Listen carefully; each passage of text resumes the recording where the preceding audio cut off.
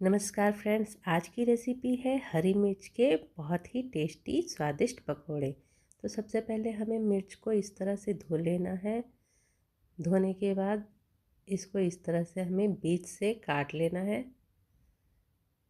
और इसमें जो बीज हैं इसको निकाल देना है हल्के हल्के। आप चाहें तो इसको ना भी निकाल सकते हैं क्योंकि ये तीखे नहीं होते, लेकिन मैं निकाल दे रही हूँ इसको। ये चाकू से नहीं निकल रहे थे तो अब मैं इसको चम्मच की जो पीछे वाली साइड है उसके सहायता से निकाल रही हूँ। इसी तरह से हमें सारे बीए को इस तरह से निकाल लेना है। देखिए जैसे मैंने निकाल लिया है। अब इसको हमें साइड में रख देना है और इसकी फिलिंग को तैयार करना है। तो मैंने सबसे पहले आलू को इस तरह से मैंने मैश कर लिया है। मैंने आलू पहले से ही बॉईल करके रखी थी, आप तुरंत भी बॉईल कर सकते हैं। इस तरह से आलूओं को मैश करने के बाद हम इसमें मटर ऐड करेंगे। ये ग्रीन फ्रेश मटर है क्योंकि अभी आ रही है। फिर उसके बाद हरी मिर्च और लहसुन अदरक मिर्ची का इस तरह से पेस्ट बनाकर इसमें ऐड कर देना है। आप अपनी मर्ज़ी के हिसाब से जो ना हो उसको स्किप भी कर सकते हैं। अब कटी हुई हरी धनिया बारीक कटी हुई फ्रेश इसको भी डालेंगे, जिससे इसका टेस्ट और भी बढ़ जाएगा। अब इसमें हम नमक ऐड करेंगे स्वादानुसार। थोड़ा सा लाल मिर्च पाउडर, आप चाहें तो इसमें कश्मीरी मिर्च भी डाल सकते हैं। गरम मसाला, धनिया पाउडर और थोड़ी सी हींग। अब इसको हम अच्छे से मिक्स कर लेंगे आलू में। इस तरह से आपको आलू को मसालों को मिक्स कर लेना है। आप इसको चम्मच से भी मिक्स कर सकते हैं, लेकिन हाथों से मिक्स करने पर ये बहुत अच्छे से मिक्स हो जाता है, इसलिए मैं हाथ से ही मिक्स कर रही हूँ। जिस आलू को हमने मिक्स किया है उसको इस तरह से मिर्ची में हम थोड़ा थोड़ा भर देंगे। इस तरह से हमें आलू के मसाले को सारी हरी मिर्ची में भर देना है। देखिए जैसे मैं बता रही हूँ उसी तरह से भरना है। आप इसमें थोड़ी फिलिंग भी कर सकते हैं। हमें मिर्ची वही लेनी है जिससे पकौड़ी बनती है, नहीं तो तीखी हो जाएगी।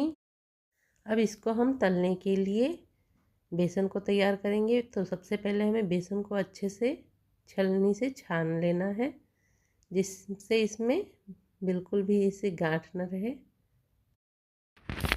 2 बड़ी कटोरी मैंने बेसन लिया था। अब थोड़ा सा 2 टेबलस्पून चावल का आटा लेंगे, जिससे पकौड़ियाँ बहुत ही क्रिस्पी बनती हैं।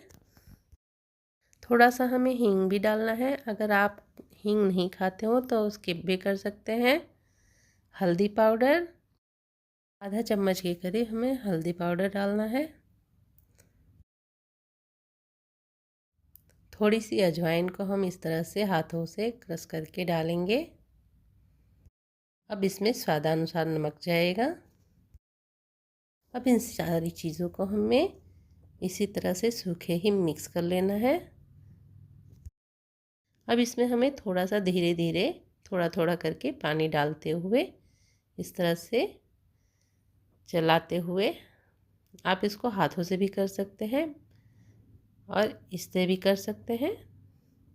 बहुत पतला पेस्ट नहीं बनाना है इसका, इसलिए बहुत ही थोड़ा थोड़ा पानी डालना है। इसको हम गाढ़ा सा बैटर तैयार कर लेंगे, क्योंकि अगर पतला बनाएंगे तो वो मिर्ची में चिपकेगा नहीं।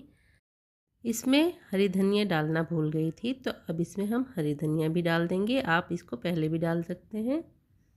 भी चीज़ भूल गई हो या स्किप हो गई हो तो उसको बाद में भी ऐड किया जा सकता है। इस तरह से हमें बेसन को चेक कर लेना है कि गाढ़ा है या पतला, और मिर्ची को इस तरह से बेसन में लपेट कर देखेंगे, इससे भी चेक हो जाएगा कि बेसन इसमें बह तो नहीं रहा है। अगर आपका बेसन पतला हो गया है तो इसमें आप सूखा फिर से बेसन ऐड कर सकते हैं, या थोड़ा सा चावल का आटा या मैदा भी ऐड कर सकते हैं, जिससे पकौड़ियाँ बहुत ही क्रिस्पी बनती हैं। मेरा बेसन एकदम परफेक्ट बना हुआ है। तो अब इस तरह से हम सारी मिर्चियों को एक एक करके डाल देंगे और धीरे धीरे जो मैंने कढ़ाई में तेल गरम की रखा है करके उसमें डालते जाएंगे और तलते जाएंगे। तेल बहुत अच्छे से गरम हो चुका है, देखिए कैसे धुआं आ रहा है इसमें से। अब इसमें एक एक करके हमें मिर्ची को डालना है। ध्यान रहे एक एक करके ही डालना है और जहाँ जगह बची हो वहीं पे डालना है। इसी तरह से हमें सारी मिर्चियों को एक एक करके तेल में, गरम गरम तेल में डाल देना है और आंच को थोड़ा सा धीमा कर देना है, जिससे आराम से अंदर तक पक जाए मिर्चियाँ। ध्यान रहे तुरंत ही हमें इसको उलटना पलटना नहीं है। जब आपको लगे कि इसकी लेयर थिक हो गई है, मतलब टाइट हो गई है, तभी इसको पलटेंगे। नहीं तो डालते से अगर तुरंत ही पलट देंगे तो वो बेसन छूट जाएगा मिर्ची से। अब मिर्चियों को अच्छे से तेल में तल लेना है और इस तरह से कलर हो जाए तब इसको हम बाहर निकाल लेंगे। मिर्चियों का पकोड़ा अच्छे से तल लिया है मैंने। देखिए कलर भी बहुत अच्छा आ गया है और बेसन भी बहुत अच्छे से चिपका हुआ है मिर्ची में। अब इसको हम बाहर निकाल लेंगे और जो बची हुई मिर्चियाँ हैं उसको फिर से तलने के लिए इसमें डाल देंगे। इसी तरह से हमें एक एक मिर्ची को ही डालना है, एक साथ हमें सारी मिर्चियों को नहीं डालना है, नहीं तो ये सारी एक साथ चिपक जाएंगी। धीरे धीरे करके एक एक मिर्ची को हम डालेंगे फिर से। अब हमारी मिर्ची का पकोड़ा बन चुका है। अब चलिए इसको हम चटनी के साथ खाते हैं, देखते हैं कैसे बना हुआ है।